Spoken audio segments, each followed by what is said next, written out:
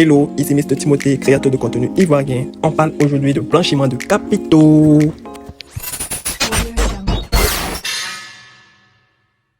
Ces deux temps, on entend beaucoup parler de blanchiment d'argent, en bon français, blanchiment de capitaux. Mais dis-moi, est-ce que tu connais la définition? Je t'explique tout. Le blanchiment de capitaux, c'est l'art de rendre l'argent sale en propre. Imaginons, tu gagnes de l'argent illégalement, comme avec des activités d'extorsion de fonds, des activités criminelles, etc. Tu ne pourras pas utiliser cet argent directement, car les autorités de ton pays vont se poser d'énormes questions sur la provenance de cet argent. Alors, tu utiliseras des astuces pour cacher l'origine vraie et le faire passer pour légal. C'est ça, en gros, le blanchiment d'argent. Nous allons voir 3 étapes pour le blanchiment d'argent. Donc, écoute très bien. Le premier, c'est le placement. C'est-à-dire que l'argent sale que tu as gagné, tu vas l'introduire dans le système financier. Par exemple, déposer des petits montants dans différents comptes bancaires pour éviter trop de justificatifs devant les banquiers. C'est-à-dire, tu es en banque, quand tu as déposé un coupon 20 millions, forcément, on te dit motif du dépôt. Tu ne pourras pas justifier. Donc, qu'est-ce que tu fais? Tu vas maintenant prendre beaucoup de comptes bancaires et puis déposer, par exemple, 2 millions, 3 millions, 4 millions sur chaque compte. C'est un peu ça le premier placement. Deuxième point, nous tombons dans l'empilage. L'empilage, c'est de brouiller les pistes. Les transactions complexes, transferts internationaux, achat de biens comme des voitures, terrains, œuvres d'art. En tout cas, acheter plein de trucs pour qu'on ne retrouve pas de traces et revendre après. C'est-à-dire que quoi?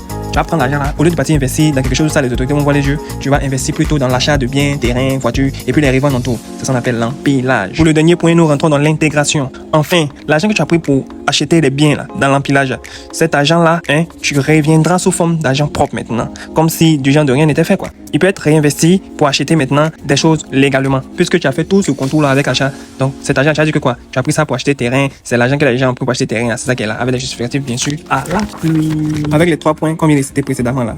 On va prendre un exemple tout court pour te permettre de comprendre pour que tu sois vraiment dans l'ambiance de la chose. Prenons l'exemple d'un trafiquant de drogue ou d'un usurpateur d'identité, communément appelé les bouteux, qui escroque à sa victime près de 1 million d'euros. Ce criminel en question crée rapidement une entreprise où l'on ne voit jamais de clients ou même de livreurs qui viennent chercher des marchandises.